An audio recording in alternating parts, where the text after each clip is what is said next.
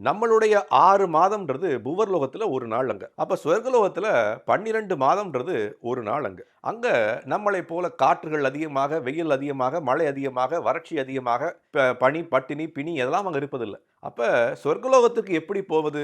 இன்னைக்கு உதாரணத்துக்கு எடுத்துப்போம். நம்ம ஊர்ல நெறைய மக்கள் என்ன பண்றாங்க அப்படின்னா, அமெரிக்கா போவதற்கு ஆசைப்படுகிறார்கள். அமெரிக்கா போறதுக்கு எதுக்கு ஆசைப்படுறாங்க?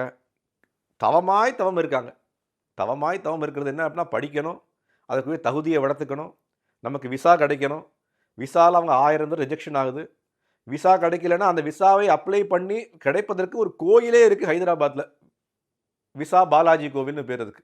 அப்ப அந்த விசாவை கிடைப்பதற்கே ஒரு பாலாஜி கோயில நம்ம இது பண்ணி வச்சிருக்கோம். எங்க அங்க போனா நமக்கு வந்து விசா கிடைத்துவிடும் அமெரிக்காக்கு.